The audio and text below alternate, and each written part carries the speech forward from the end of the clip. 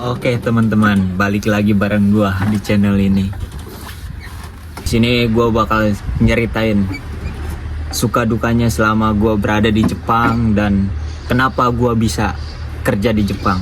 Oke, tetap di sini dan jangan kemana-mana, dan bantu juga support channel ini ya teman-teman. Jangan lupa di subscribe, dan kalau ada pertanyaan silahkan isi kolom komentar juga. Jangan lupa di like juga, oke? Oke, dari suka duka ya teman-teman. Selama gua berada kurang lebih 7 bulan selama di Jepang ini, suka dukanya banyak ya teman-teman. Ya mulai dari temen, dan mulai dari orang Jepang, mulai gajiannya, dan sini bakal gua ceritain satu-satu ya teman-teman. Dan setelah itu gua bakal ceritain juga kenapa gua bisa kerja di Jepang ya. Jadi suka dukanya tinggal di Jepang itu, kita benar-benar mandiri ya teman-teman ya. Kita jauh dari keluarga ya. Suka dukanya itu benar-benar jauh loh dari keluarga. Negara Indonesia itu sejauh-jauhnya kita merantau ya, masih bisa pulang ya ketika tahun baru ataupun lebaran ya. Kalau di sini nggak bisa ya teman-teman. Selama kontrak masih belum habis, itu kita nggak bisa pulang ya kalau magang ya teman-teman. Dan kayak kemarin ya pas lebaran gua itu ngelihat orang-orang kumpul sama keluarganya, dan kita di sini malah kerja ya teman-teman. Kita bangun pagi kerja. Kalau gua kerja mulai dari jam 7 ya, ketika takbiran orang-orang pada kumpul sama keluarga, kita jam 7 pagi bangun malah kerja dan pulang jam 4 sore ya. Jadi waktu itu gua sempet juga mau kerja ke Korea ya teman-teman ya. Gua sempet ikut les, kayak les bahasa Korea ya waktu itu. Sebelum gua pergi ke Jepang ya, sebelum gua ikut program magang di Jepang, gue sempat ikut les bahasa Korea, dan waktu itu cuma bertahan selama 1 bulan ya teman-teman. Setelah gue penuh perbandingan, penuh perhitungan, ternyata dari semua negara di kawasan Asia itu yang paling mudah itu sebenarnya emang bener Jepang gitu teman-teman. Di antara negara-negara lain di kawasan Asia itu yang paling mudah Jepang ya.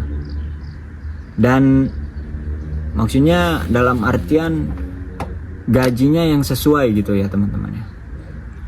Mungkin ada ya yang mudah juga kayak ke Taiwan ataupun Kamboja ataupun ya ke yang lainnya negara Asia tetangga juga.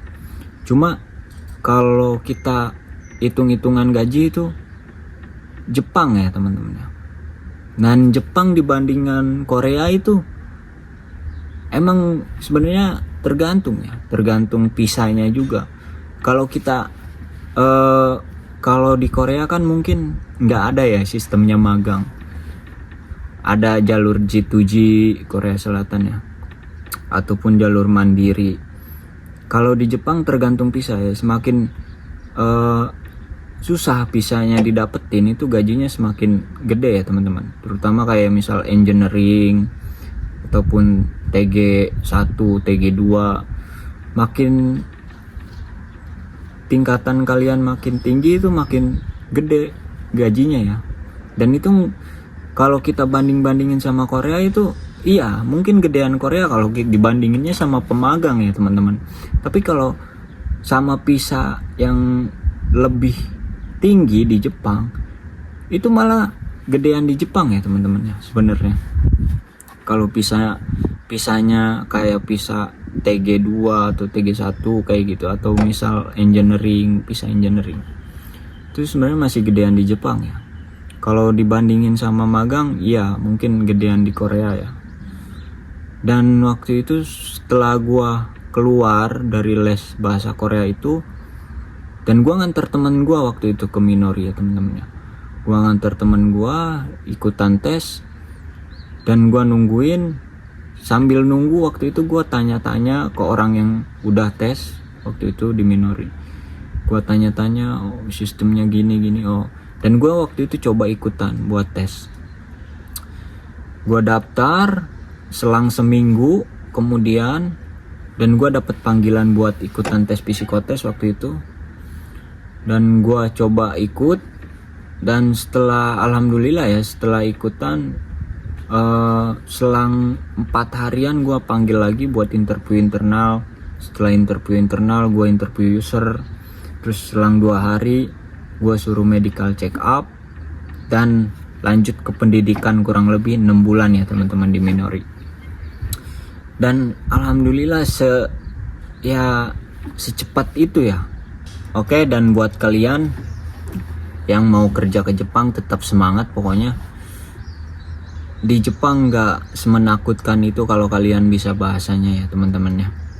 Jadi bahasa itu sama kayak gue waktu pas di LPK ya. Gue berpikir yang penting kerja, masalah bahasa belakangan bisa ngikutin. Pas di Jepang juga keseringan ngobrol sama orang Jepang.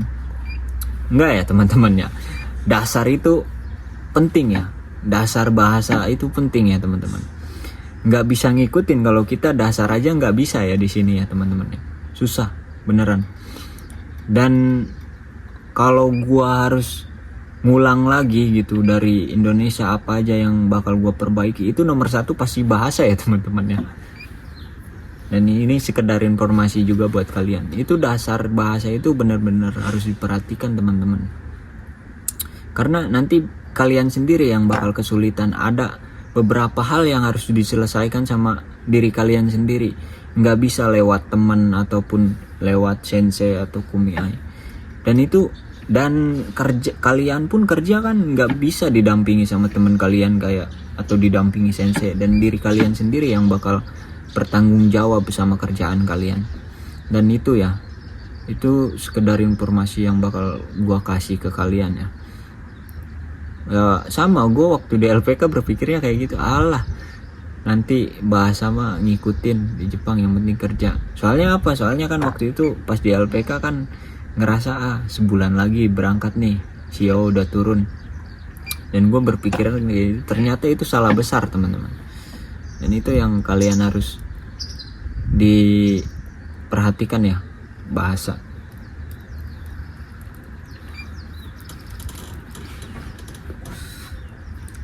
Oke teman-teman, cerita seputar Jepang kali ini mungkin cukup sekian ya.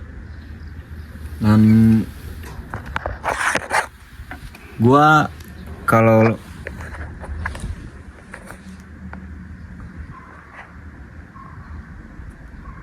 di sini ya tempat nongkrong sore kalau pulang kerja ya teman-teman ya.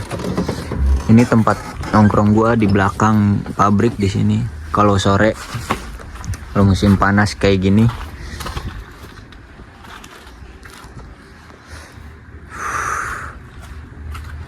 nongkrong sendiri di sini kan.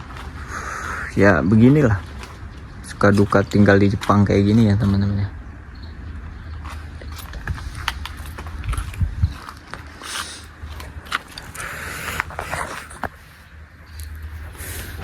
Oke teman-teman, cukup sekian videonya. Jangan lupa di subscribe, like, dan komen ya kalau ada yang kalian pertanyain seputar Jepang. Terima kasih teman-teman udah support channel ini. See you next time. Otsukare sama desu.